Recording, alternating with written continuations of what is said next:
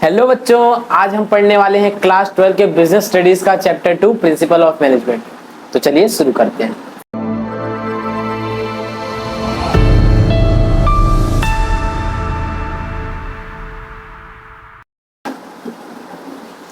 तो बच्चों पहले जानते हैं प्रिंसिपल ऑफ मैनेजमेंट होता क्या है।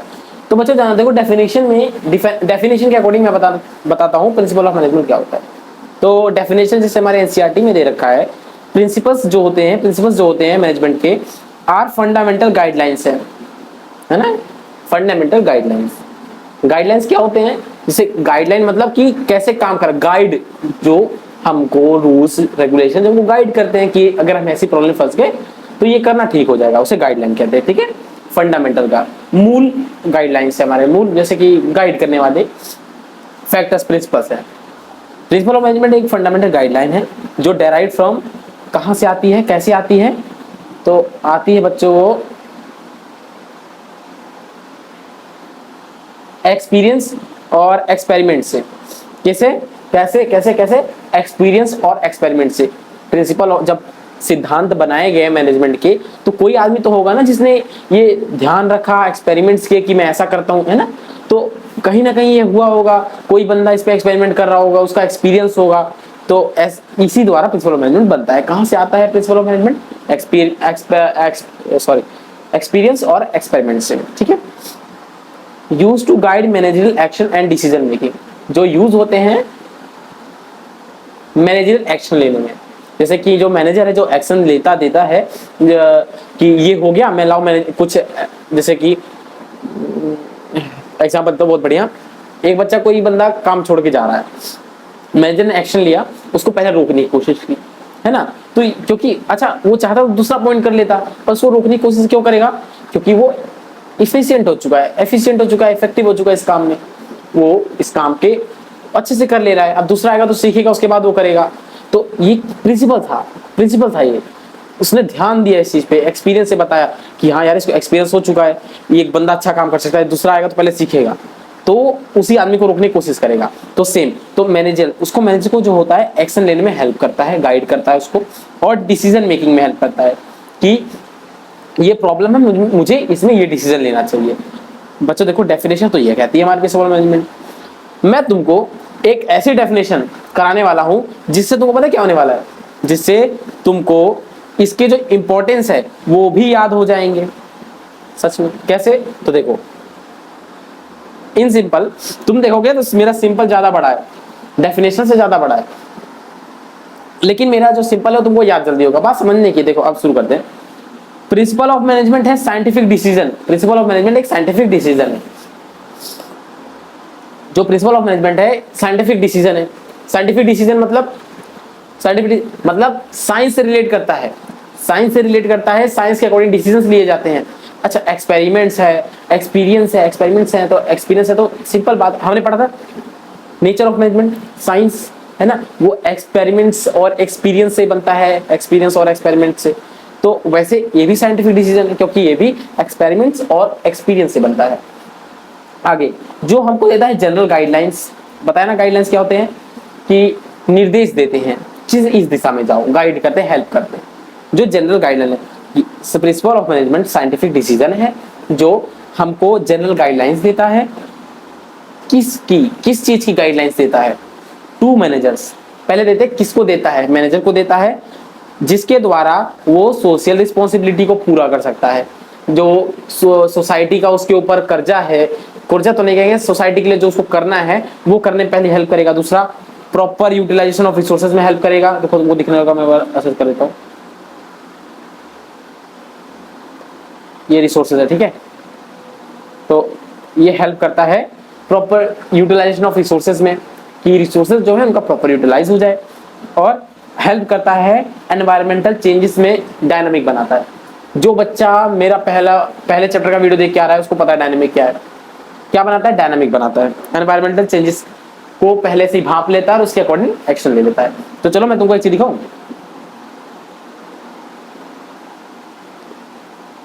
तो चलो अब अच्छे से करते हैं।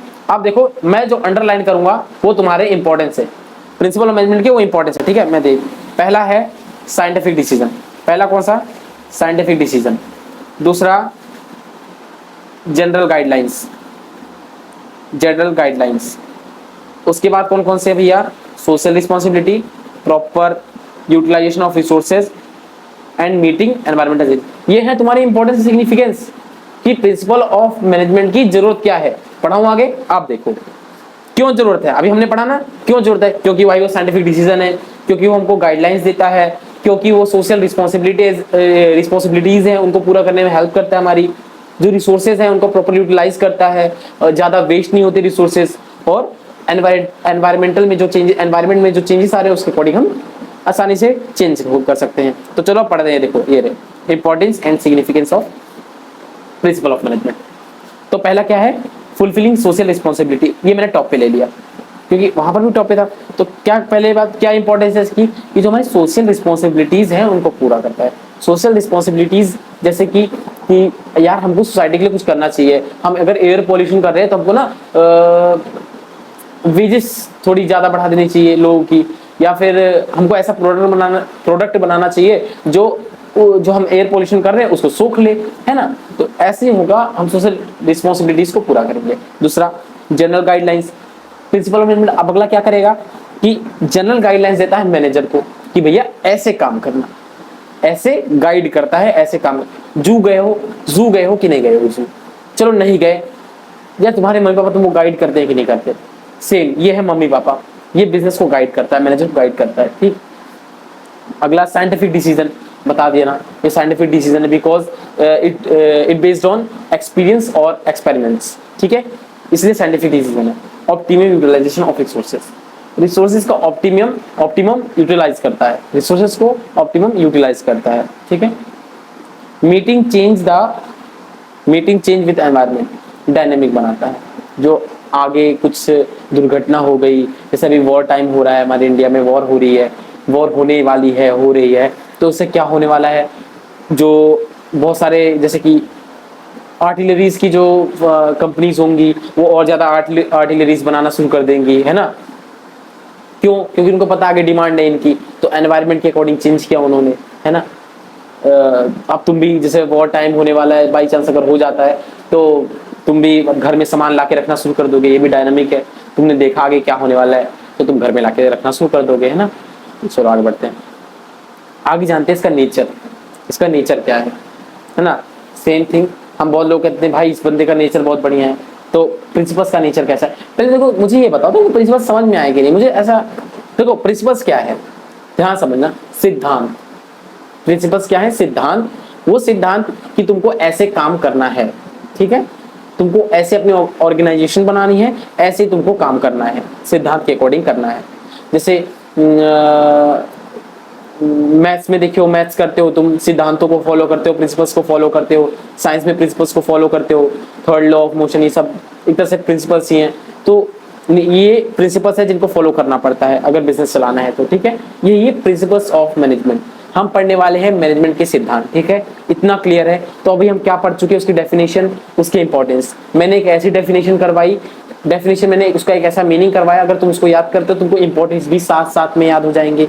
सही कराया कि नहीं कराया भैया ने? बिल्कुल। आगे बढ़े, नेचर करें, समझ में आया कि नहीं यहाँ तक आ गया? यार कमेंट करा करो यार, कमेंट करके जाया करो। तुम्हें वीडियो नहीं अच्छी लग रही तो कमेंट करो, क्या मैं सुधार सकता हूँ वो बताओ मुझे, कमेंट लेकिन करके जाया करो यार। आगे बढ़े, नेचर कि इसका नेचर कैसा है, चलो देखते हैं इसका अच्छा है कि पहले देखते हैं क्या है। यूनिवर्सल एप्लीकेबिलिटी है। एप्लीकेबिलिटी मतलब कि देखो याद करो, उसके जो प्रिंसिपल्स थे यूनिवर्सल एप्लीकेबल थे, मतलब चाहे मैं इंडिया में भी वही सिद्धांत फॉलो कर सकता हूँ साइंस का, third law of motion India में भी वही काम करेगी, जो जापान में काम करेगी, जो अमेरिका में काम करेगी, है ना। तो हमारे जो प्रिंसिपल्स है मैनेजमेंट के, सेम इंडिया में भी वैसे ही काम करेंगे, बाहर भी वैसे ही काम करेंगे। तो ये क्या है? यूनिवर्सल एप्लीकेबल है। देखो आप थोड़ा पढ़ लेते हैं, applicable across organisation with some flexibility. ये क्या है? ये सब जितने भी हमारे वर्ल्ड में ऑर्गेनाइजेशन जितने भी फैले पड़े हैं सब में काम आएगा, सब में प्रिंसिपल्स काम आते हैं। कुछ लोग उसको सम फ्लेक्सिबल, इसका यहाँ इसका क्या मतलब था? बहुत मतलब है, मैंने बस छोटे में लिख दिया, बट ये थोड़ा सा चेंज कर देगा। सब जगह काम आएंगे पर थोड़ा फ्लेक्सिबल होता है, मतलब हम उसको थोड़ा चेंज भी कर सकते हैं अपने अकॉर्डिंग। प्रिंसिपल हम साइंस के प्रिंसिपल्स को चेंज नहीं कर सकते, पर हम इसको कर सकते हैं, हर जगह काम आएंगे, पर थोड़ा सा चेंज भी कर सकते हैं। अगला ये जनरल गाइडलाइंस है। जनरल गाइडलाइंस है कि ये जैसे कि कोई रूल्स तो नहीं है भाई, ये मतलब कोई ना बदलने वाले रूल्स नहीं है, इनको हम अपने अकॉर्डिंग गाइडलाइंस बना सकते हैं कि भाई ऐसे, अगर हम ऐसे फंस जाए, सिंपल पहले जानो गाइडलाइंस क्या होती है। कि गाइडलाइंस मतलब कि अगर तुम ऐसी परिस्थिति में फंस गए तो तुमको वहां पर क्या करना होगा, गाइडेंस क्या होगी तुम्हारी, वो तुमको दी जाती है, ठीक है। गाइडलाइन नहीं हो गई। जनरल गाइडलाइन मतलब ये मूल गाइडलाइंस है, कुछ पढ़ते हैं उनके बारे में। Not rigid rules, not rigid या फिर रिजिड रूल्स। रिजिड और रिजिड मतलब क्या होता है, रूढ़वादी, रूढ़ मतलब जो बदले नहीं, ये कोई ना बदलने वाले रूल्स नहीं है, रूल्स बदलते नहीं है पर गाइडलाइंस बदलती हैं। Provide direction but required judgement in application. General guidelines है, वो कोई ऐसा रूल नहीं जो बदल जाए, बदल ना सके, ये बदलते हैं। हमको क्या करते हैं, ये डायरेक्शन बताते हैं कि भैया यहाँ जाओ यहाँ जाओ। But required judgement in application मतलब जिसका एप्लीकेशन, जब इसका हम एप्लीकेबिलिटी कर रहे होंगे, इसको बना रहे होंगे, तभी हम इसको जजमेंट कर लेंगे कि हमको ये गाइडलाइंस कैसे बनानी है, ठीक है। आगे बढ़ते हैं। Formed by practice and experiments, मैंने बता दिया, अभी पढ़ा चुका हूँ, है ना, प्रिंसिपल डेफिनेशन मिनिमम करा चुका हूँ। हम इसको साइंटिफिक डिसीजन क्यों कहते हैं, क्योंकि हम इसमें एक्सपीरियंस और एक्सपेरिमेंट्स का यूज करते हैं, एक्सपेरिमेंट्स कर करके एक्सपीरियंस लेते हैं, है ना। तो फॉर्म्ड बाय, हम इसको बनाते हैं एक्सपीरियंस और एक्सपेरिमेंट्स के द्वारा। Derived from observation and scientific studies. Principles of management कैसे बनते हैं, ऑब्जर्वेशन से, कर करके देखने से, साइंटिफिक स्टडीज से। स्टडीज मतलब एक्सपेरिमेंट्स करके, ठीक है, कि अगर हम ये वाला प्रोसेस यहाँ पे करते हैं तो क्या होगा, ये वाला करते हैं तो क्या होगा। समझ आया कि नहीं आया, है ना। तो आगे बढ़ते हैं। F W Taylor, example F W Taylor का एक्सपेरिमेंट, ठीक है। मैं आगे बता दूंगा ये क्या है एक्सपेरिमेंट, मैं आगे बढ़ता हूँ। जब हम एफडब्ल्यू टेलर पढ़ेंगे तो मैं बता दूंगा उन्होंने क्या एक्सपेरिमेंट्स किए थे। हमारे एनसीईआरटी की बुक्स में है, बहुत अच्छे से डिफाइन कर रखा है एफडब्ल्यू टेलर कौन थे। इनका बर्थ याद कर लेना, इनका बर्थ याद कर लेना, इन्होंने कौन सी जॉब की थी। एमसीक्यू में बहुत कम आते बट फिर भी आ गया तो उसके लिए, ठीक है। आगे बढ़ते हैं। और वैसे भी चिंता मत करो, मैं अगस्त में तुम्हारा सारे इंपॉर्टेंट क्वेश्चंस हो गए, ये एमसीक्यूज हो गए जो तुम्हारे पेपर में आ सकते हैं, मतलब अगस्त से मैं ऐसी तैयारी कराऊंगा बिजनेस में आप पक्का पास हो गए। लाइव क्लासेस लूंगा तुम्हारी, है ना, डाउट सॉल्विंग लाइव ही करूंगा, सब कुछ तुम्हारा ऑनलाइन होगा। तो लेकिन ये अगस्त से होगा, जो मैं सोच रहा हूँ मई में, इस महीने में मैं तुम्हारा पूरा सिलेबस कंप्लीट करा दूं, फर्स्ट टर्म का भी और सेकंड टर्म का भी, फिर तुम अपने अकॉर्डिंग इसको देखते रहना। अगस्त में मैं तुम्हारा वो शुरू करा दूंगा लाइव क्लासेस, ठीक है। आगे बढ़ता है। फ्लेक्सिबल, कि ये फ्लेक्सिबल है, अभी पढ़ा हमने पढ़ा ना कि इनको हम तो सम फ्लेक्सिबिलिटी, ये हम थोड़ा इसको चेंज कर सकते हैं। साइंस के जो प्रिंसिपल्स होते हैं वो रिजिड होते हैं, उनको हम चेंज नहीं कर सकते। कैसे कर सकते हैं, हम एक्सपेरिमेंट्स करेंगे, अगर वो गलत निकला तभी हम फ्लेक्सिबिलिटी उसको, तभी हम उसको कहेंगे, पर ऐसा नहीं है, ये फ्लेक्सिबल है, हम इसको मॉडिफाई कर सकते हैं। सब लोग अपने अकॉर्डिंग इसको मॉडिफाई कर सकते हैं। Can be modified based on situation, organisation और एनवायरनमेंट। सब लोग इसको चेंज कर सकते हैं, बेस्ड होता है सिचुएशन के अकॉर्डिंग, ऑर्गेनाइजेशन के अकॉर्डिंग और एनवायरनमेंट के अकॉर्डिंग। एनवायरनमेंट मतलब कि बाहर फैक्टर्स क्या चल रहे हैं उसके अकॉर्डिंग, ठीक है। काउज एंड इफेक्ट रिलेशनशिप होती है।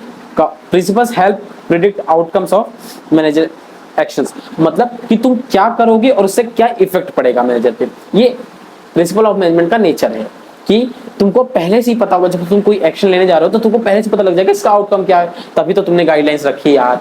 जैसे कि बताता हूँ, बाहर वॉर टाइम है, ठीक है, बाहर वॉर टाइम है, तो तुमने सामान इकट्ठा कर लिया, तुम्हारा एक्शन क्या था, सामान इकट्ठा करना, हुआ क्या उससे, तुमको वॉर टाइम में प्रॉब्लम नहीं हुई, है ना। काउज एंड इफेक्ट रिलेशनशिप है, तुमने किया और तुमको पता था कि इफेक्ट क्या होने वाला है, वही बात की जा रही है। प्रिंसिपल हेल्प करते हैं, प्रिडिक्ट कर सकते हैं जो आउटकम होने वाला है उसको पहले ही, प्रिडिक्ट मतलब पहले से जानना, ठीक। कंटिजेंट भी कहते हैं, कंटिजेंट भी, अब जो तुम्हारी मैं कंटिजेंट कहूंगा। Application depend on the prevailing situation. Contingent मतलब कि डिपेंड होते हैं पहले की सिचुएशन पे। वॉर हुई, हम सामान इकट्ठा क्यों कर रहे हैं, उसकी कुछ प्रिवेलिंग सिचुएशंस थी, क्या वॉर हो गई, तो वैसे ये डिपेंड होते हैं सिचुएशन पे कि क्या सिचुएशन है, इसके अकॉर्डिंग हमने कौन सा रूल या प्रिंसिपल इस्तेमाल किया, ठीक है, सिचुएशन के अकॉर्डिंग यूज होते हैं। अगला मेनली बिहेवियरेबल होते हैं, ये सबसे लास्ट में किया है। बिहेवियरेबल मतलब कि व्यक्तिगत तौर पे हम इनको यूज कर सकते हैं। आगे बढ़ते देखते हैं। There behavioural aspect makes them flexible as human behaviour various across situation organisation. मतलब क्या है कि ये मेनली बिहेवियरेबल क्यों है, क्योंकि इसमें मोस्टली हम ह्यूमन जो आदमी का व्यवहार है उसी के अक्रॉस वेरियस अक्रॉस, जो आदमी का व्यवहार है चेंज होता रहता है, चेंज होता रहता है, वेरीज करता है, अलग अलग होता है सब जगह सिचुएशन पे, ऑर्गेनाइजेशन पे। वैसे प्रिंसिपल्स भी हैं, है ना, वैसे प्रिंसिपल्स भी हैं, फ्लेक्सिबल हैं। हर जितने भी फोर्सेस हैं उन पे अलग अलग इनका असर पड़ेगा। तो क्या है, मेनली बिहेवियरेबल है, मेक देम फ्लेक्सिबल। तो इनका जो बिहेवियरेबल एस्पेक्ट है वही इनको फ्लेक्सिबल बनाता है। मेनली बिहेवियरल मतलब क्या है, इनको मोस्टली यूज कर सकते हैं आसानी से, बिहेवियरेबल बिहेवियर में ले सकते हैं। ठीक है, बिहेवियरल मतलब आसानी से बिहेवियर में जो हमारे ऑर्गेनाइजेशन का बिहेवियर है कि हम ऐसे काम करेंगे तो उसके अकॉर्डिंग इसको हम तोड़ मरोड़ के अपने अंदर बैठा सकते हैं। इसका मतलब ये है। ठीक है, बहुत यार अच्छे से पढ़ा रहे हैं, कमेंट कर दो यार कैसा पढ़ा रहा हूँ। ठीक है, Henri Fayol's principles of management आ गए, हेनरी फ्योल पे आ गए। देखो ये 14 में तुमको कराऊंगा, इसके बाद फिर हम FW टेलर का पढ़ेंगे। ठीक है, हेनरी फ्योल के बारे में पहले पढ़ते हैं कि हेनरी, पहले बैकग्राउंड देखते हैं इनका क्या था। हेनरी फ्योल एक फ्रेंच क्या थे, इंडस्ट्रियलिस्ट थे। मैं थोड़ा जवाब में दिक्कत है तो मैं बोल बता, इंडस्ट्रियलिस्ट थे। मतलब इंडस्ट्रियलिस्ट मतलब क्या होते हैं, जो इंडस्ट्रीज में काम करते हैं, बड़ी बड़ी इंडस्ट्रीज को देखते हैं या फिर उसके अंदर काम करते हैं, सिंपल वर्कर्स, या फिर एक इंडस्ट्री को संभालने वाला आदमी। ठीक है, वो इंडस्ट्रियलिस्ट हो गया, उसके अंदर काम करने वाला।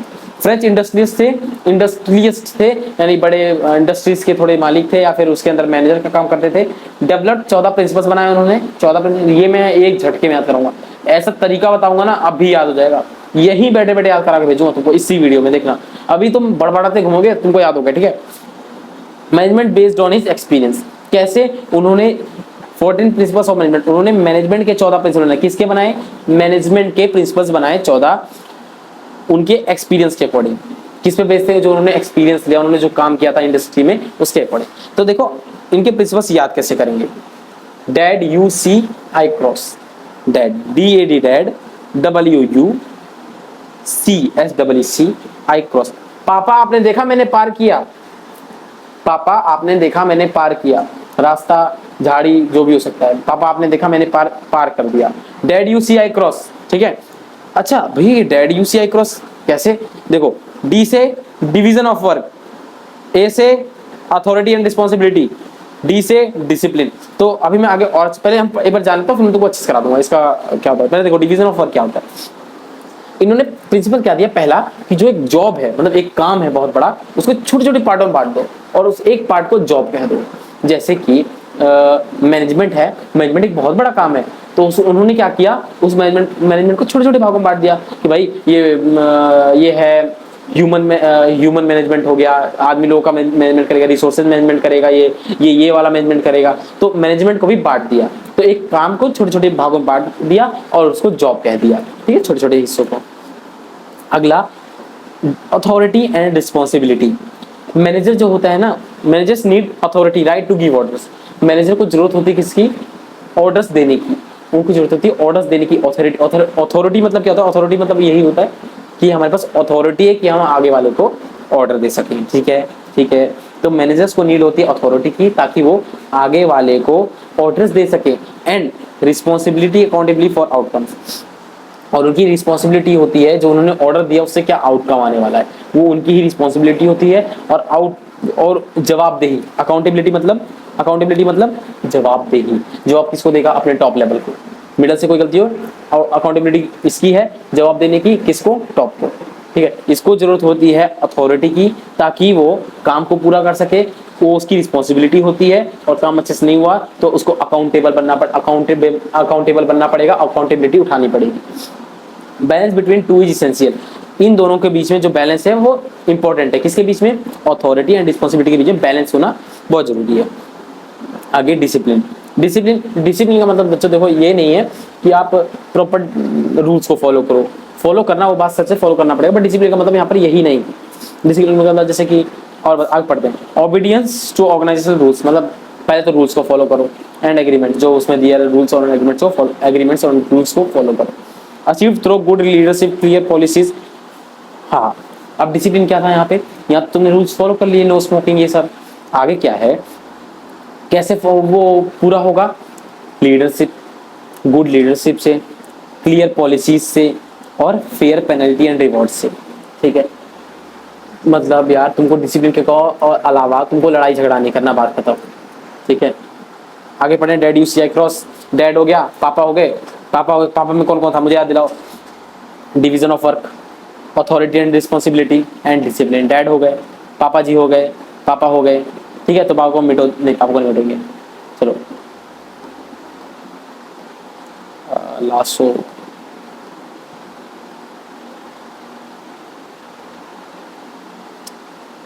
छोड़ो, डैडी डैड हो गए। अब यू से करते हैं, डबल यू। देखो, एक होता है यूनिटी ऑफ कमांड, एक होता है unity of direction. Unity of command क्या कहता है, जो हर एक एम्प्लॉय है, हर एक एम्प्लॉय सिर्फ एक आदमी से ऑर्डर लेगा। Each employee should receive order from only one superior to avoid confusion and conflict. देखो बच्चों, जब एम्प्लॉयज ना बहुत ज्यादा बॉसेस से ऑर्डर्स लेने लगते हैं, उससे दिक्कत क्या होती है कि उनके बीच में कन्फ्यूजन हो जाती है। जैसे कि मान लो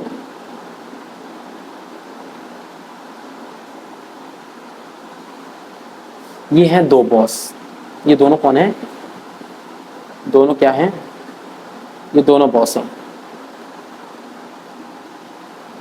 दोनों बॉस है। ठीक है, और ये कौन है,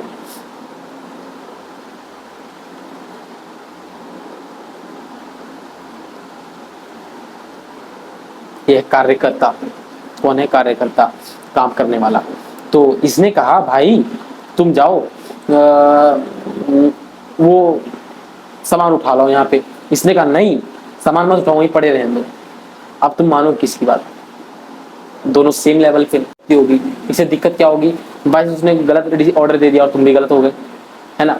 तुम भंडारे खाने गए हो, भंडारे पे तुमने पूरी सब्जी दे रखी है ना, ए भाई इधर ला, ए भाई तू इधर ला, तुमको सबको देना है, देना सबको है। वहां पर बस तुमको क्या था, काम पता था, यहाँ पर पता नहीं था, ए भाई इधर ला, ए भाई इधर ला। अब वही बात मान लो तुमको किसी को देना था, किसी को नहीं देना था, अब तुमने सबको दे दिया, दिक्कत हो गई क्योंकि सब मांग रहे थे। तो सेम बात, तो सब तुम्हारे बॉस थे, समझ लो सब तुम्हारे बॉस, सब मांग रहे हो, तुमने सबको दे दिया, रिसोर्सेज खत्म। तुमको कुछ को देना था, कुछ को नहीं देना था, काम तुम्हारा ये था, बट तुमने सबको बांट दिया, नुकसान हो गया। तो सेम चीज, दो बॉस कभी भी ऑर्डर्स नहीं देंगे। ये यूनिटी ऑफ कमांड ये कहता है कि दो कमांड कौन देता है, बॉस। दो बॉस कमांड नहीं देंगे, ऑर्डर्स नहीं देंगे, ताकि कंफ्यूजन और कॉन्फ्लिक्ट ना हो। यूनिटी ऑफ डायरेक्शन, देखो डायरेक्शन से पता लगता है कि जो एक ग्रुप होगा, एक जो ग्रुप होगा वर्कर्स का, एम्प्लॉइज का, वो एक ही डायरेक्शन में काम करेगा। जो उनका डायरेक्शन, जो जैसे एम एट अचीविंग, गोल को पूरा करना हो गया, या फिर काम को पूरा करना हो गया, जो उनको काम होगा वो, ये सब क्या है, यूनिटी ऑफ डायरेक्शन में आता है। ठीक है, इसमें आता है यूनिटी ऑफ डायरेक्शन।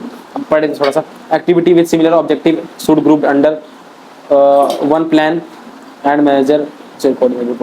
जो काम होंगे एक जैसे, उनको एक ही ग्रुप में डाल दिया जाएगा, ताकि वो लोग एक साथ में, एक ही साथ कोऑर्डिनेट करते हुए आगे बढ़ जाए। ठीक है, एक ही डायरेक्शन, जिनका एक डायरेक्शन है उनको एक ग्रुप में डाल दो।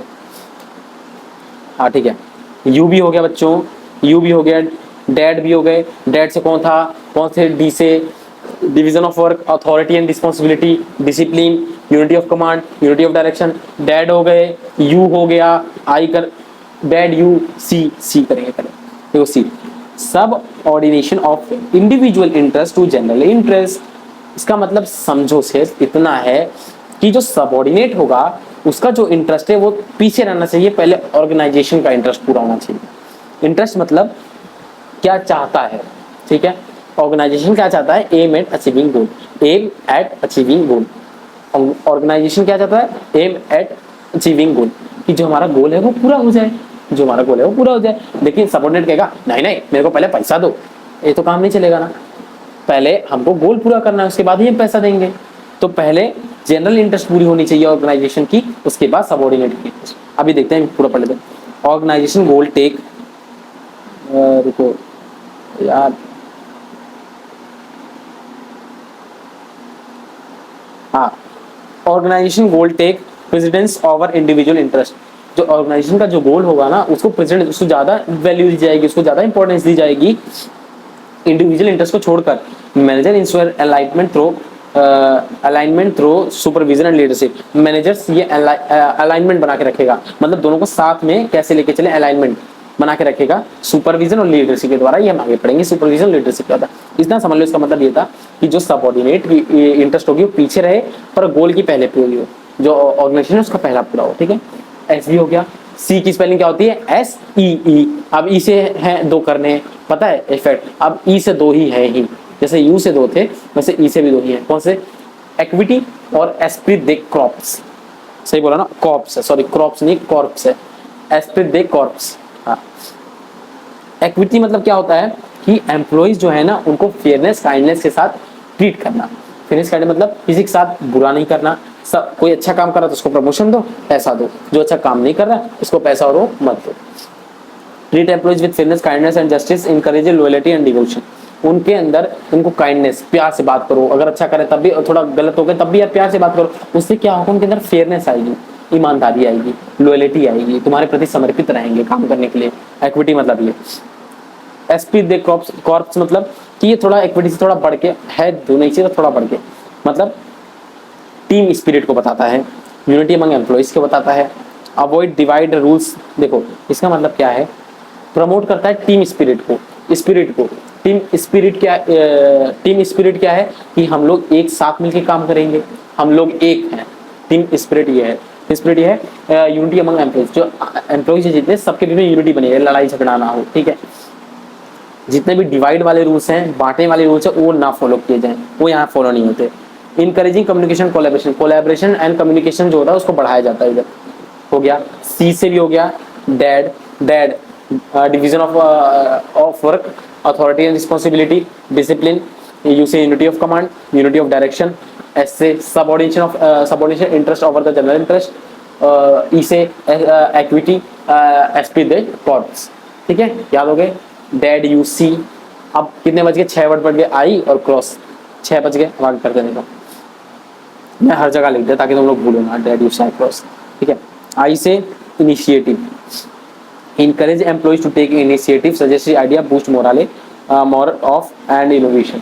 मतलब क्या है कि इनिशिएटिव मतलब कि हम बूस्ट करेंगे एम्प्लॉइज को भी सजेस्ट करेंगे कि भाई इनकरेज करें, एम्प्लॉइज को भी इनकरेज करेंगे कि भैया तुम्हारा जो आइडिया है वो बताओ हमको, तुम्हारा क्या आइडिया है, जो हम क्या कर सकते हैं और किसी ऐसे बेहतर कैसे बना सकते हैं।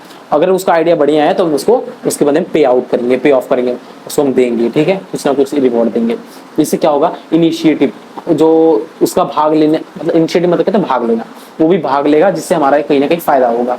ठीक है, आई भी हो गया। क्रॉस से सी से आर ओ डबल एस करते हैं। सी से सेंट्रलाइजेशन एंड डिसेंट्रलाइजेशन। सेंट्रलाइजेशन मतलब क्या होता है कि सारी पावर एक के हाथ में दे दो, सारी पावर एक के हाथ में दे दो, सिर्फ एक बॉस है, वो जो कहेगा वो होगा। डिसेंट्रलाइजेशन मतलब कि सारी पावर सब में बांट दो इक्वल इक्वल। एक लेबर है उसमें भी बांट दो इक्वल इक्वल, लेबर तक नहीं जाता, मतलब लोअर मैनेजमेंट तक सबको बांट दो इक्वल पावर्स। तो ये रूल क्या कहता है, ना ऑर्गेनाइजेशन सेंट्रलाइज हो ना डिसेंट्रलाइज हो, ये बीच में, मतलब पावर्स एक के नहीं कुछ के हाथों में, जैसे बोर्ड मेंबर्स एक सबके हाथों में, सब डिसीजन ले। ठीक है, सबके हाथों में जाएगी तो ये जो है छोटे छोटे है ना, ये सब आपस में लड़ने झगड़ने, मैं हूँ, कोई बात ही नहीं रहेगी। वो मैनेजर ऑर्डर देगा भाई तू कर, वो कहेगा भाई मैं भी तो तेरे लेवल पे, मैं कैसे करूँ, तू कर, है ना। तो पावर कुछ के हाथों में रहेगी, सबके नहीं। रेम्यूनरेशन, ठीक है, सी हो गया, आर क्रॉस का C R. Remuneration of employee था, ये पूरा मैंने ऑफ एम्प्लॉय हटा दिया। रेम्यूनरेशन मतलब वेजेस और सैलरीज देना है, जो उनका काम है उसका कॉन्ट्रैक्ट बना देना कि भैया तुम्हारा ये काम है, तुमको इतना पे ऑफ करेंगे, हम इतना पैसा देंगे, वो हो गया रेम्यूनरेशन, उनका वेजेस और सैलरी का जो होता है। ठीक है, उनको पैसा देंगे। सी आर ओ ऑर्डर मतलब क्या होता है कि ऑर्डर देने वाला नहीं, ऑर्डर मतलब जैसे कि ये बैग यहाँ पड़ा हुआ है तो यही पड़ा रहेगा, ये यहाँ से जल्दी हटे ना, यहाँ पर क्यों पड़ा है, क्योंकि इसको इफेक्टिवली मैं इसको यूज कर सकता हूँ, इफिशिएंट यूज कर सकता हूँ। तो जो ऑर्गेनाइजेशन में मशीनरी ये सब भी जो फैला हुआ है, फर्नीचर ये सब भी, स्टाफ्स बन रखे हैं, डिपार्टमेंट बन रखे हैं, ऐसे बने, ऐसे ऑर्डर में रखे जाएं कि इसको हम इफेक्टिवली और इफिशिएंटली यूज कर सके। ठीक है, बस पढ़ लेते हैं। प्रॉपर अरेंजमेंट ऑफ, बता दिया मटेरियल्स का प्रॉपर अरेंजमेंट पास। Stability, C R O double S cross S. Stability of tenure personal. Stability of tenure personal मतलब क्या है कि जो एम्प्लॉइज है, जैसे minimise employees turnover to ensure stability. High turnover lead if इन देखो एम्प्लॉयज का टर्नओवर मतलब जो काम कर रहा है उसको थोड़ा घटा दो, थोड़ा उसका काम घटा दो। ज्यादा काम दोगे तो क्या होगा, उससे काम भी खराब होगा और इनएफिशिएंसी आएगी। देखो जब तुम बड़ा ज्यादा लेके पढ़ने बैठते हो तो तुमसे पढ़ाई भी ज्यादा नहीं हो पाती है और जो याद रहता है वो भी भूल जाते हो। तो सेम चीज एम्प्लॉयज के साथ होगा, तो उसको थोड़ा थोड़ा छोटा छोटा याद करने को दो, छोटा छोटा काम करने को दो। 10%। लास्ट है स्केलर चेन। स्केलर चेन जानते हो क्या होता है? मैं बता देता हूँ। देखो ये इतने में जूम करके इतना पढ़ा दूंगा। देखो देखो ये हो गया एक पार्ट,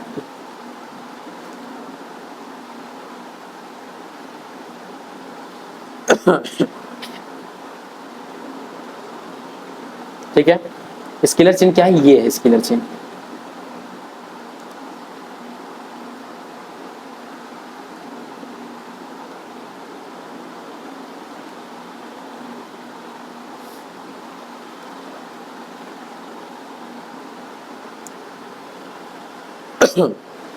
ए जो सबसे ऊपर बैठा है मैनेजर, वो ऑर्डर नीचे देगा, ठीक है। अकाउंट क्या कहते हैं, ऑर्डर्स देगा नीचे और नीचे वाले काम करेंगे ऊपर। ये है स्केलर चेन बस, कि उनके पोजीशन के अकॉर्डिंग, उनके पोजीशन के अकॉर्डिंग जो उनका कम्युनिकेशन है उसको कर देना। कि पहले अगर इसको ऊपर वाले से बात करनी है तो डायरेक्ट ऊपर नहीं जाएगा, ये पहले 2 पे जाएगा, फिर ये 2 वाला इसकी बात यहाँ पहुंचाएगा, ठीक है। इसमें एक और पार्ट आता है गैंग प्लान। गैंग प्लान क्या होता है, जैसे कि ये है प्लानिंग, ये प्लानिंग डिपार्टमेंट है और ये है ऑर्गेनाइजिंग डिपार्टमेंट, ठीक है। कोई नीड हो गई जिसको से ना इसको इससे बात करनी है, तो यहाँ पर एक गैंग प्लान बन जाएगा कि ये डायरेक्ट इससे जाके बात कर सकता है 5 नंबर से कि भाई मेरी बात अपने डिपार्टमेंट में फैला दो, ये हो गया, ये इमरजेंसी है, ठीक है। गैंग प्लान की होता है, पढ़ लेते पर क्या होता है। देखो फॉर्मल लाइन, फॉर्मल लाइन होती है क्योंकि हमारा फॉर्मल आगे पढ़ोगे, फॉर्मल और इनफॉर्मल कम्युनिकेशन। स्केलर चेन एक फॉर्मल कम्युनिकेशन है कि नीचे वाला पहले मिडल से, मिडल वाला फिर टॉप। फॉर्मल लाइन अथॉरिटी है टॉप टू बॉटम, मतलब टॉप पे जो है वो ऑर्डर्स देगा बॉटम को। चेन ऑफ कमांड बता दें, चेन ऑफ कमांड क्या है। अब जो गैंग प्लान क्या है कि जो डायरेक्ट कम्युनिकेशन होता है बिटवीन किसमें, एम्प्लॉइज जो सेम लेवल पे हैं, ठीक है। हो गया। देखो बच्चों तुम्हारा मैं 14 प्रिंसिपल करा चुका हूँ। कैसे? Dad, you, C, I, cross. मेरे सारे रिवीजन करो फटाक से। डिवीजन ऑफ वर्क हो गया, अथॉरिटी एंड रिस्पॉन्सिबिलिटी हो गया, डिसिप्लिन डैड हो गया, dad you, unity of command हो गया, यूनिटी ऑफ डायरेक्शन हो गया, डैड यू हो गया, डैड यू हो गया, डैड यू सी। ऐसे ऐसे क्या, subordination interest over general interest हो गया। ई से एस्पिड दे कॉर्प्स एक्विटी, सी भी हो गया। आई से इनिशिएटिव, सी से सेंट्रलाइजेशन डिसेंट्रलाइजेशन, आर से रेम्यूनरेशन, ओ से ऑर्डर, एस से स्टेबिलिटी ऑफ पर्सनल टेन्योर, ऐसे करके था। और एस से लास्ट में स्किलेशन, ठीक है। हो गया, आगे बढ़े। F.W. Taylor scientific management. अब जो F.W. टेलर थे उन्होंने कौन सी साइंटिफिक मैनेजमेंट दी? उन्होंने क्या दी? Scientific management. उन्होंने कौन, हेनरी फेल ने क्या दिया था? उन्होंने प्रिंसिपल्स दिए थे। इन्होंने क्या दिए हैं? साइंटिफिक मैनेजमेंट दिया है, मैनेजमेंट को साइंटिफिक ढंग से करना। इनका बैकग्राउंड देखते हैं। ये क्या था? अमेरिकन इंजीनियर थे, उन्होंने साइंटिफिक मैनेजमेंट बनाया। इंप्रूव इंडस्ट्रियल इफिशियंसी, जो इंडस्ट्रीज थी ना उनका इफिशियंसी इंक्रीज करने के लिए। क्या थे ये? एक इंजीनियर थे, अमेरिका के इंजीनियर से बात करता। बस इतना ही बैकग्राउंड है। तुम डेट ऑफ बर्थ क्या करना, बाईस अगर आ जाता तब कीजिए। इन्होंने 4 scientific principles, sorry scientific management दिए। प्रिंसिपल्स ऑफ साइंटिफिक मैनेजमेंट को साइंटिफिक ढंग से कैसे किया जाए उसके सिद्धांत दिए। कितने? 4। पहला, science not rule of thumb. Science use होगी, किसी एक थंब का काम नहीं चलेगा। रूल ऑफ थंब मतलब क्या होता है कि कोई एक आदमी उसका ही चल रहा है, अंगूठे पे नचा रहा है सबको, ऐसा नहीं। साइंस जो पावर्स होगी बोर्ड मेंबर्स ऐसे बांटी जाएगी कि सब लोग काम करें और सब लोग खुश रहें। आगे पढ़ते इसमें साइंटिफिक मेथड यूज होंगे, जैसे कि ऑब्जर्वेशन, ध्यान देना, एनालाइज करना, एक्सपेरिमेंट्स करना। हम ऐसे प्रिंसिपल बनाएं। To determine the best way to perform, ठीक है, ताकि हम जो काम है उसका बेस्ट तरीका निकाल सके करने का, और जो हम कोशिश करें। देखो हम जब कभी कोशिश करते हैं वो घटिया चली गई, फिर कोशिश की घटिया, इससे क्या हो रहा है? टाइम बर्बाद हो रहा है, इसको हटाओ। उनका कहना है ये हटाओ, ऑब्जर्व करो कि तुम्हारा कंपटीशन क्या कर रहा है, बस साइंस यूज करो और उसको प्रयोग में ले लो। Science not rule of thumb कहता है किसी एक अंगूठे का राज नहीं चलेगा, एक कि try hit and try, hit and try, hit and try करो और मेहनत करते रहो, ये नहीं। साइंस यूज करो। आगे बढ़े। Harmony not Discord. Harmony not Discord मतलब क्या है कि जो हार्मनी लाओ। हार्मनी मतलब हार्मोनियम मुझे प्रॉपर हिंदी वर्ड तो नहीं पता, बट इतना पता है आपस में वो लाओ, मेल भाव। हार्मोनियम मतलब मेल भाव लाओ। Foster cooperation between management and the worker, achievement of common goal and come. Manager और जो वर्कर है उनके बीच में एक म्यूचुअल अंडरस्टैंडिंग लाओ ताकि एक दूसरे की बात समझ सके, कोई कॉन्फ्लिक्ट ना हो बिटवीन दोनों के अंदर। एम्प्लॉइज धरना वर्कर धरना ना दे, मैनेजर उनका कोई शोषण ना करे। ठीक है, ये है harmony not Discord. Cooperation not individualism. देखो इसका मतलब क्या, कोऑपरेशन मतलब सबको साथ में लेके चलो, इंडिविजुअलिज्म मत करो, किसी एक को ही ऊपर मत बढ़ाओ। नाम से ये मतलब है, आगे पढ़ते क्या है, इम्फेसिस टीम वर्क, पता था ना, सबको साथ में, टीम वर्क में कलेक्टिवली सबको साथ में लेके चलो। एफर्ट ओवर इंडिविजुअल कंपटीशन, और कंपटीशन बने रहो। मैनेजर एंड वर्कर शुड, जो मैनेजर एंड वर्कर्स हैं should be collaborate with itself to efficiently work in the organisation, ताकि हम काम आसानी से कर सकें। ठीक है ना। कोऑपरेशन मतलब सब साथ में लेके चले, किसी एक का बढ़ावा नहीं देना। Development of each and every person to the greatest efficiency, हर एक आदमी है, हर एक वर्कर, हर एक मैनेजर जो काम कर रहा है उसको ट्रेनिंग देके उसकी ग्रेटेस्ट इफिशिएंसी तक पहुंचा देना, जितना वो सबसे ज्यादा आउटपुट दे सकता है। जैसे कोई बंदा पहले दिन नया आया हुआ है, जो पहले दिन कोई बंदा नया आया हुआ है,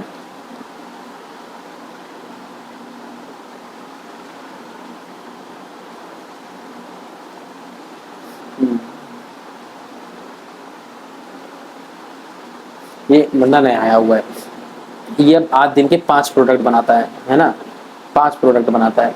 अब ये ट्रेनिंग करेगा तो आगे चल के हमको क्या देगा, ये आगे हमको देगा 100 प्रोडक्ट, है ना।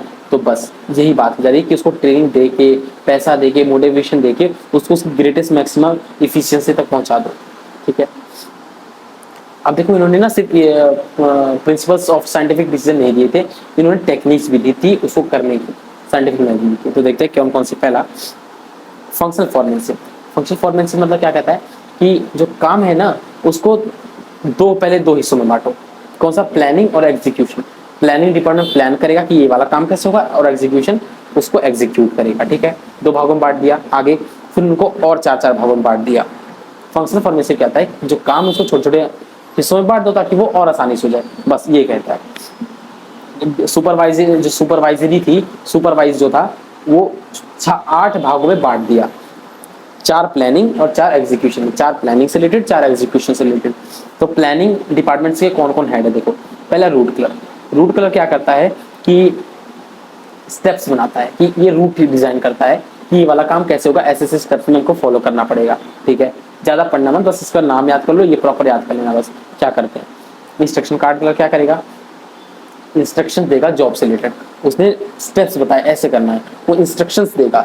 ठीक है, आगे बढ़े। टाइम एंड कॉस्ट क्लर्क, जो तुमको ना है, किसी में डिफिकल्टीज हो, किसी को भी पूछ रहा हूँ कमेंट में पूछ लेना, मैं रिप्लाई कर दूंगा। Time and cost clerk, time and cost clerk क्या करेगा कि वो स्टैंडर्ड टाइम एंड कॉस्ट निकालेगा कि वो काम अच्छे से हो जाए, ना टाइम फालतू में वेस्ट हो, ना कॉस्ट फालतू में वेस्ट हो। उसने स्टेप बता दिया, इसने इंस्ट्रक्शन दे दिए, उसने स्टेप बताया कि ये काम ऐसे ऐसे करना, इंस्ट्रक्शंस दिया, और इधर काम को ऐसे बनाया कि जो टाइम और कॉस्ट है वो कम खर्च हो। ठीक है।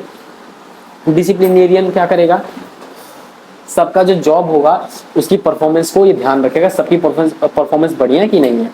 आगे बढ़े। प्लानिंग डिपार्टमेंट के हेड हो गए। प्रोडक्शन डिपार्टमेंट के कौन कौन से हेड है देखो। पहला gang boss, speed boss, repair clerk, repair boss भी था ना, पता मुझे याद नहीं, इंस्पेक्टर, रिपेयर बॉस भी था शायद। Gang boss, speed boss, repair और इंस्पेक्टर।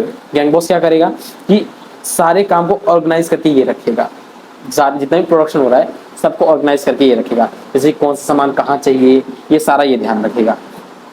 स्पीड बॉस जैसे नाम से मतलब है स्पीड, यानी काम का को ध्यान रखेगा कि काम सही समय पे हुआ कि नहीं। ठीक है। रिपेयर क्लर्क, जो भी कोई मशीन प्रोडक्शन करते समय मशीन खराब हो जाती है, अगर कोई खराब होती है तो ये ठीक कर देगा रिपेयर वाला। इंस्पेक्टर सब पे ध्यान रखे, यानी सुपरवाइजर, यानी कौन है ये, कौन है ये है हमारा सुपरवाइजर।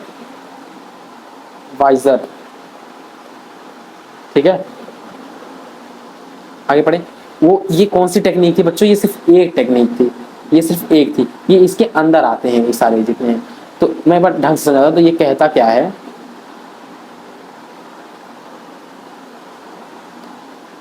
देखो इसका कहना है कि जो फंक्शनल फॉर्मेनशिप है उसके अंदर हम जैसे फंक्शनल फॉर्मेनशिप जो ऑर्गेनाइजेशन है, और मैं ORG लिख देता हूँ बस, ऑर्गेनाइजेशन है उसको दो हिस्सों में बांट देता है।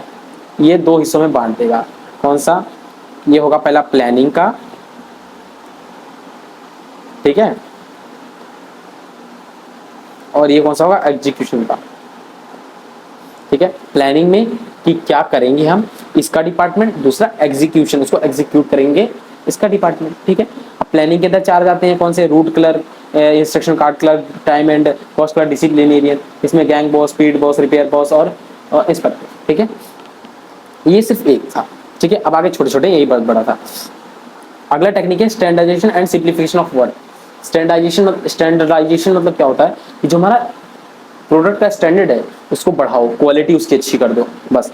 Set uniform standards for tools, process and quality, मतलब क्वालिटी टूल्स कौन से यूज होंगे सबके लिए एक स्टैंडर्ड तय कर दो कि यहाँ तक इसको लेके जाना ही जाना है। जैसे क्वालिटी ये तय कर दो, इसकी क्वालिटी इतनी अच्छी होनी चाहिए, इसका स्टैंडर्ड, इसका टेस्ट इतना ही होना चाहिए, इससे ना ऊपर नीचे, स्टैंडर्ड तय कर देना। सिंप्लीफिकेशन मतलब मान लो मैं आटा बनाता हूँ, मैं आटा बनाता हूँ और एक टेलीकॉम कंपनी डाटा भी बेचता हूँ, कहीं दोनों का रिलेशन है?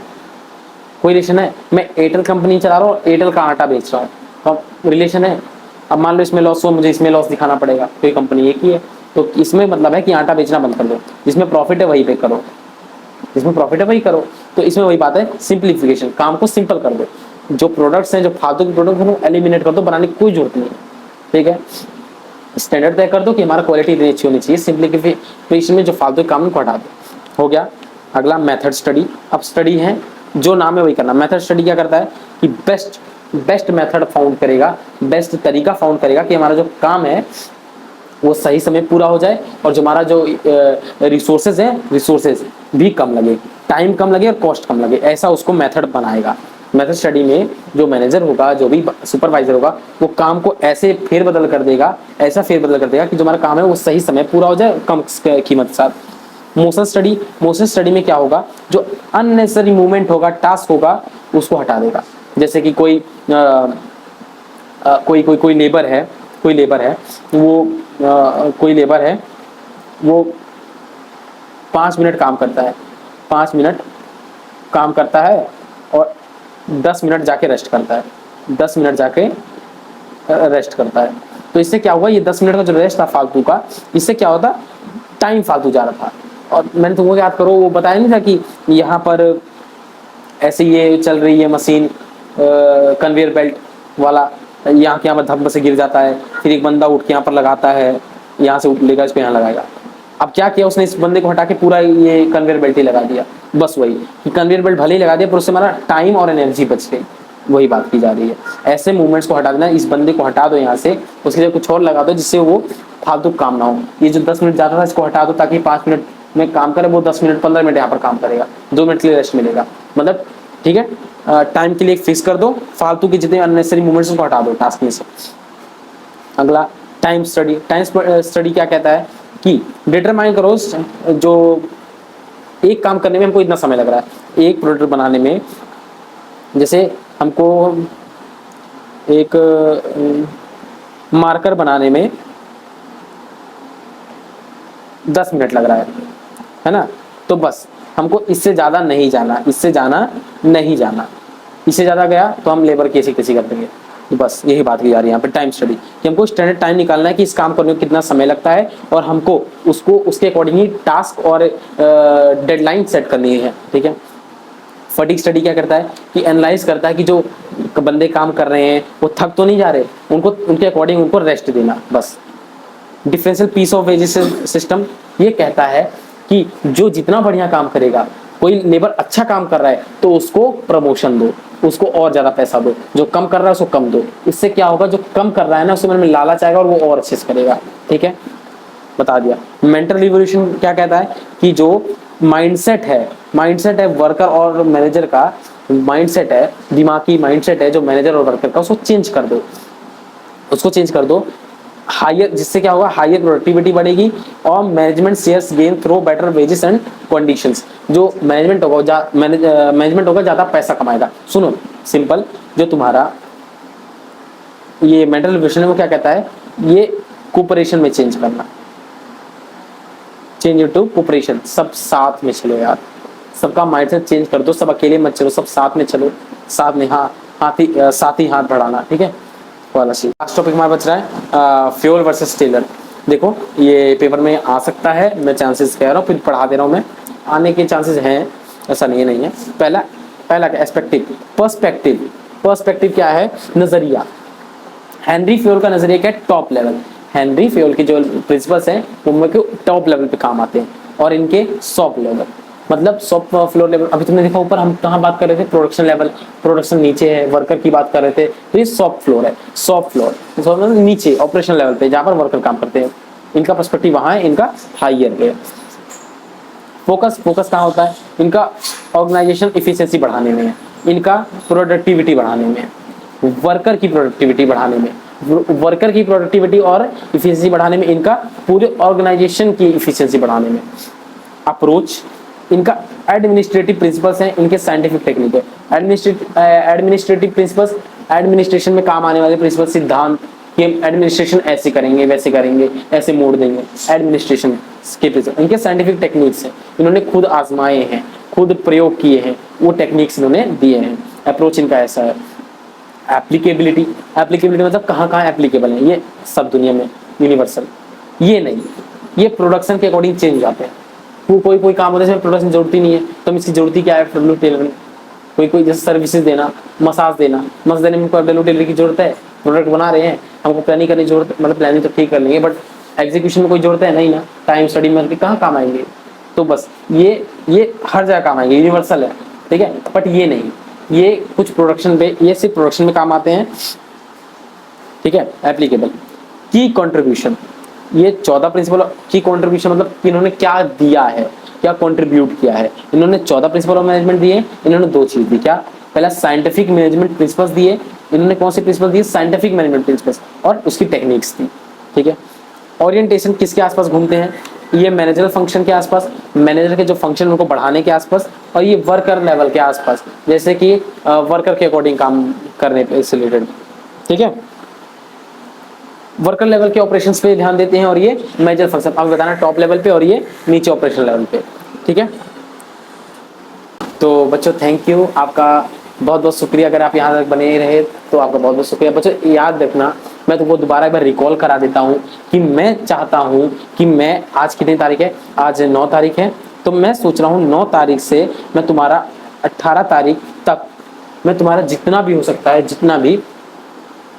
जितना क्या मैं सोच रहा हूँ पूरा बिजनेस कंप्लीट करा दूँ, पूरा बिजनेस कंप्लीट, पूरा कंप्लीट, इंक्लूडिंग फर्स्ट टर्म और सेकंड टर्म इंक्लूड करके मैं इसी महीने में कंप्लीट करा दूंगा, मैं सोच रहा हूँ।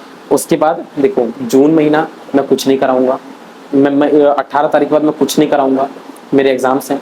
जून में मैं कुछ नहीं कराने वाला, जुलाई में मैं कुछ नहीं कराने वाला। लेकिन तुमको साथ में बैठना, तुमको ये वीडियोस देखनी है। तुमको जैसे क्लास में ये वाला चैप्टर पढ़ा, कल पढ़ाने वाले तो मेरी वीडियोस देख के चले जाओ, क्लास में समझ लो, ये भी समझ लो, नोट्स बना लो इसके, है ना। तो तुमको मेहनत करते रहनी है। जब मैं वीडियो बना के रख दे रहा हूँ तुमको आगे काम आएगी। तो जून जुलाई में कुछ नहीं करूंगा, पर तुम्हारे लिए मैं अगस्त में लाऊंगा, 1 अगस्त से ही, 1 अगस्त से नहीं हुआ तो कोई अगर दिक्कत परेशानी होगी तो मैं तुमको 5 अगस्त से पक्का लाइव क्लासेस चलेंगी। लाइव क्लासेस में तुमको मैं फिर से दोबारा ये सारे चैप्टर्स कराऊंगा, इंपॉर्टेंट क्वेश्चंस कराऊंगा और PYQ सॉल्व कराऊंगा, सब कुछ। मतलब इतना समझ लो, इतना तुमको लाइव। और ये लाइव क्लासेस कब तक चलेंगी, 5 अगस्त से until your papers, until your boards. कब तक, 5 अगस्त से लेके अंटिल योर बोर्ड्स। अगर कोई मुझे कोई जैसे कि परेशानी छोड़कर कुछ परेशानी हो गई, उसके अलावा क्लासेस में तुम्हारी हर रोज होगा, ठीक है। ब्रेक्स हो गए उसको ले लिया करो, मैं आगे बता दूंगा। पर बच्चों यार इसके लिए सपोर्ट तुमको करना पड़ेगा यार, कमेंट्स कर दिया करो। कमेंट तो बिल्कुल नहीं आते किसी के भी कमेंट। अगर तुमको वीडियो नहीं अच्छी लग रही है तुम कमेंट तो करो कि सर ये कमी है, वो कमी है। तुम कोई कुछ नहीं करता यार हर एक बच्चा आज कमेंट कर जाना प्लीज यार, ठीक है। कम से कम कमेंट करोगे यार, अच्छा ना, पता है फीडबैक दोगे ना तो अच्छा लगता है कि यार बच्चे देख रहे हैं वीडियो। तो आज के लिए यहीं तक, थैंक यू फिर से अगेन ज्वाइन करने के लिए मुझे। अगर आप यहाँ तक बने रहे तो आपका बहुत बहुत थैंक यू। मिलते हैं अगली क्लास में अगले नए टॉपिक के साथ, जल्द ही क्या, कल ही मिलता हूं तुमको। Bye bye.